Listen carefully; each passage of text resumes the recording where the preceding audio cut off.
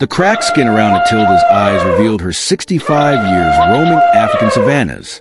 Expelled from her herd, the elderly elephant watched the dying rhino calf struggling for breath. Predators circled nearby, and time was running out for both. The scorching African sun beat down mercilessly on the parched landscape at the edge of Kruger National Park. Scattered acacia trees offered little refuge from the relentless heat as drought tightened its grip on the savanna.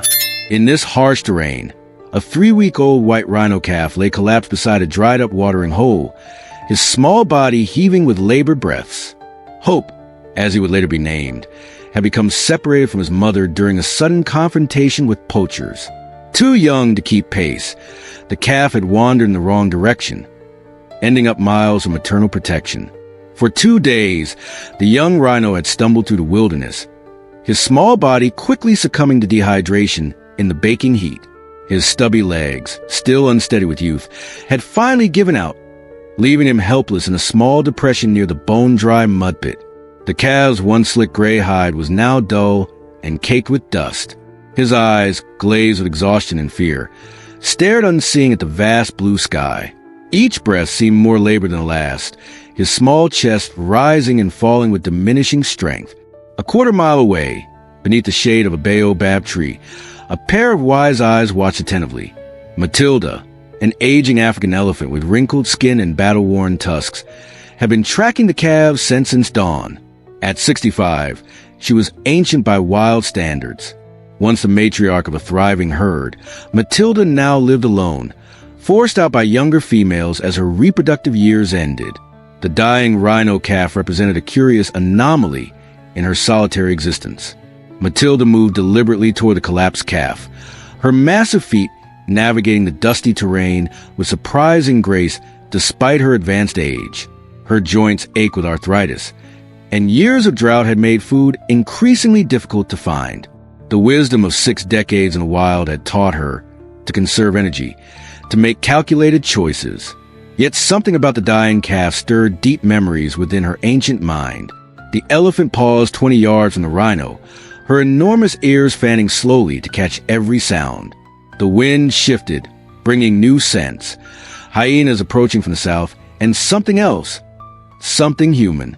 Matilda froze, her trunk raised slightly to better analyze these potential threats. Survival instincts honed through generations told her to retreat to safety, but something stronger held her in place. Hope lifted his head slightly, perhaps sensing the massive presence nearby. Their eyes met across the dusty space, the dying innocence of a baby rhino and the ancient wisdom of an elephant matriarch. In that moment, something passed between them that transcended the natural order of savanna. 3 years earlier, Matilda had lost her own calf to drought. The memory remained etched in her remarkable elephant mind, a wound that time had not fully healed.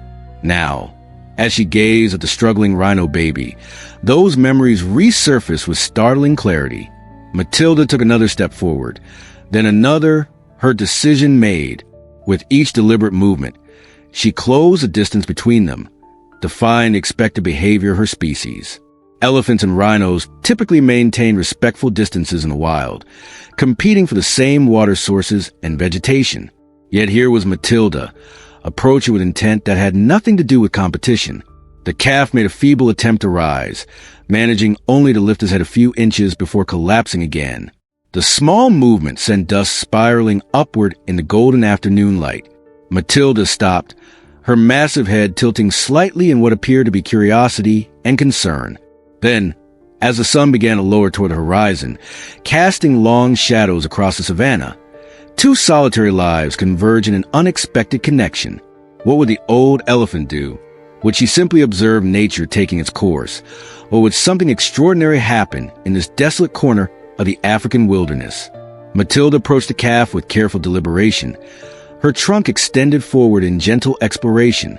Every instinct developed through generations of wild elephant wisdom told her this was not her concern.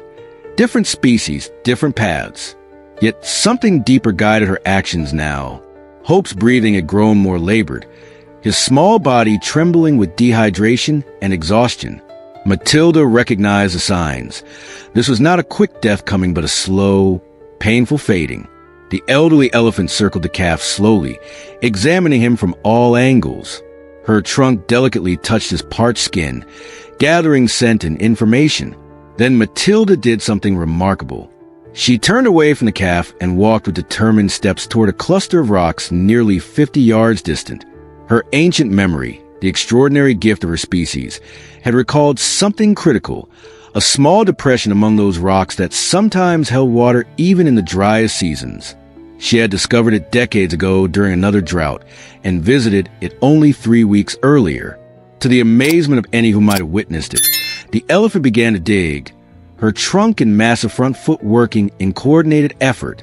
Within minutes, she had uncovered a small seep of muddy water, Matilda's trunk filled with the precious liquid. Then she turned and walked purposefully back to the dying calf. With exquisite gentleness, the massive elephant extended her trunk and released small amounts of water near the rhino's mouth. At first, Hope was too weak to respond, but Matilda persisted, wetting his parched lips and gently nudging his face. After several attempts, the calf's tongue emerged to lick at the life-giving moisture. 10 miles away, Dr. Emily Parker guided her dusty Land Rover along a rutted dirt road. At 40, Emily had spent the last 15 years studying elephant behavior in southern Africa. Her colleague Mark Reynolds sat in the passenger seat, scanning the horizon with binoculars. "We're probably too late," Emily said, her knuckles whitening as she gripped the steering wheel. If that rhino calf was separated during the poacher incident 2 days ago, he wouldn't last long out here. Mark nodded grimly. "Still have to try. The satellite tracker shows a lone elephant in that area too. Might be old Matilda. I worry about her during droughts like this." What neither Emily nor Mark could yet see was that in the fading light of day, an ancient matriarch was making a decision that would defy everything they understood about the natural world. As the afternoon waned, Matilda continued her patient ministrations, bringing more water and standing so her massive body created shade for the vulnerable calf. Most astonishingly, she then lay down nearby, an incredibly vulnerable position for an elephant, and extended her trunk to maintain contact with Hope, as if monitoring his condition. The calf's breathing gradually steadied, his small body drawing strength from the unexpected guardian who had appeared in his final hours. As night descended on the savannah, temperatures plummeted from the day's blistering heat. Matilda rose from her resting position and moved closer to Hope, her enormous body providing a windbreak against the chilling breeze. The old elephant's ears remained alert, constantly rotating to catch sounds in the darkness. The first eerie whoops of hyenas echoed across the plains around midnight. Matilda immediately tensed, her trunk raised to catch their scent. A clan was approaching, drawn by the smell of vulnerability and imminent death. The elephant's posture changed dramatically. Her ears spread wide to increase her apparent size, her head raised high, transforming from nurturing guardian to imposing defender. Hope sensed the danger too, his small body trembling with primal fear. When he attempted unsuccessfully to stand, Matilda moved with surprising speed to position herself between the calf and the approaching predators. Her trumpet blast shattered the night silence, a warning that reverberated across the darkened savannah. Emily and Mark had made camp 2 miles away, planning to resume their search at first light. The sudden elephant call jolted them awake. "That's a defensive warning," Emily said, grabbing her equipment. "Something's threatening an elephant." They drove toward the sound, their vehicle's headlights cutting through the darkness. As they crested a small rise, the beams illuminated an extraordinary scene, an elderly elephant standing guard over a rhino calf, facing down for circling hyenas. "That's impossible," Mark breathed, reaching for his camera. "Elephants don't protect rhinos." "Well, no one told Matilda that," Emily replied, her scientific mind racing to comprehend what she was witnessing. As the hyenas darted forward in testing lunges, Matilda responded with calculated movements, a short charge here, a warning stamp there. Though hampered by age, her size and determination kept the predators at bay. The effort clearly taxed her strength, her sides heaving with exertion. Emily made a quick decision. "We need to help her." She began honking the horn while Mark shone spotlights toward the hyenas. The combined noise and light finally convinced the clan to retreat. melting away into the darkness to seek easier prey. As dawn painted the savannah in golden hues, Emily and Mark approached cautiously. Matilda watched them with wary intelligence, her body still positioned protectively near Hope. The calf had survived the night, but remained critically weak. "I've radioed for the mobile vet unit," Mark said quietly. "They'll be here within hours." Emily nodded, her attention fixed on Matilda. "She's been bringing him water," she observed, noting the moisture around the calf's mouth and the muddy trunk of the elephant. "And she defended him all night." Throughout the morning, they maintained a respectful distance, documenting this unprecedented behavior. Matilda continued her care, bringing more water and providing shade as the sun climbed higher. When the calf showed signs of distress, she produced soft rumbles, infrasonic communications normally reserved for elephant calves, that seemed to calm him. By midday, Hope's condition had deteriorated despite Matilda's efforts. The calf's breathing grew shallow, his small body losing the fight against dehydration and exposure. When the veterinary helicopter appeared on the horizon, Matilda became agitated, her ears flapping in distress at the noise and approaching humans. "She won't leave him," Emily realized, "and if we chase her away, the stress might kill Hope instantly." Dr. Laura Wilson, the lead wildlife veterinarian, assessed the situation quickly after landing. "We need to treat him here, with the elephant present," she decided. "I've never done this before, but I'm not separating them now." As the medical team prepared their equipment, everyone present understood they were witnessing something that challenged the very foundations of their understanding about wildlife behavior. The greatest test for both animals and humans lay just ahead. Dr. Wilson worked with careful efficiency, approaching the rhino calf, while Emily spoke softly to Matilda, maintaining the elephant's attention. The veterinarian quickly inserted in 4-line to deliver critical fluids, while her team set up a portable shade canopy over Hope. "Severe dehydration, probable organ stress and exposure," Dr. Wilson reported, her experienced hands moving methodically over the calf's small body. "It's remarkable he's alive at all." Throughout the procedure, Matilda remained close, her trunk often reaching toward the calf as if checking his condition. When Hope cried out during an injection, the elephant produced a gentle rumbling sound that seemed to soothe him immediately. "She's communicating with him," Emily whispered in amazement. "I've only seen behavior like this between elephant mothers and their own calves."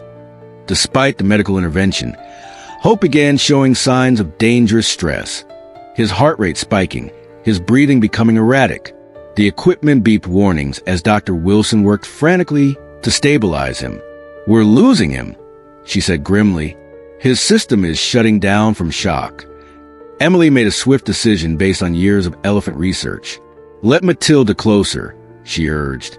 "Her presence calms him." Dr. Wilson hesitated only briefly before nodding. The team stepped back, creating space for the elephant to approach. Matilda moved forward with remarkable gentleness, extending her trunk to touch the calf's side. Almost immediately, the monitors showed Hope's vitals beginning to stabilize. "Incredible," Dr. Wilson breathed. "His heart rate is normalizing." Through the afternoon, they developed an unprecedented treatment protocol. The medical team would administer fluids and medication, then step back to allow Matilda time with Hope. The elderly elephant maintained physical contact with the calf, her trunk often resting gently on his side, her body providing essential shade and comfort. By evening, Hope had stabilized enough for careful transport. The challenge became how to move him while maintaining a connection that seemed vital to survival. "We'll bring them both," Emily proposed. The sanctuary has a flexible enclosure system. They can remain in proximity during recovery. As the team prepared for transport, Emily watched Matilda with new understanding.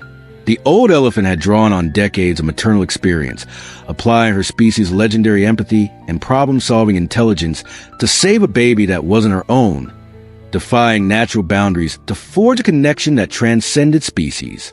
6 weeks later, Emily stood at the observation platform of the Crossroads Wildlife Sanctuary, watching the remarkable scene unfolding below. Hope, now healthy and energetic, pranced around a spacious enclosure, his previously dull hide now glossy and vibrant. Nearby, Separated by a specially designed barrier that allowed visual and trunk contact, Matilda munched contentedly on fresh branches. His blood work came back completely normal today, Dr. Wilson said, joining Emily at the railing. No lasting kidney damage. It's truly miraculous considering his condition when we found him. Emily nodded. Her attention focused on the interaction between the two animals. When Hope approached the barrier, Matilda extended her trunk through the opening, gently touching the young rhino in what appeared to be a greeting. Hope responded by pressing his head against the opening, remaining there for several moments in what seemed like mutual acknowledgement. The sanctuary soon became a living laboratory for studying interspecies relationships, attracting scientists and visitors from around the world. What began as a desperate encounter between two animals had transformed our understanding of animal consciousness and empathy. We humans often assume we're the only species capable of compassion that transcends instinct, Emily explained during an international wildlife conference. Matilda showed us otherwise. She demonstrated that the capacity for connection exists throughout the natural world, often in relationships we never thought possible.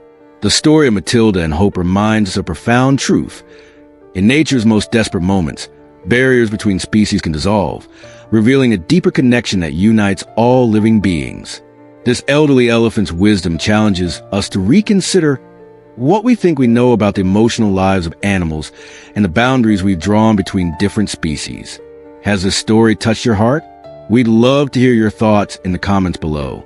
Have you ever witnessed an unexpected connection between different animal species? Perhaps you experienced a special bond with an animal in your own life? If you believe in the power of compassion to transcend boundaries, please share this video with someone who needs to hear this message today. Subscribe and turn on notifications to join us in celebrating the extraordinary wisdom and empathy found throughout the animal kingdom. Together, we can learn from Matilda's example and create a world where compassion knows no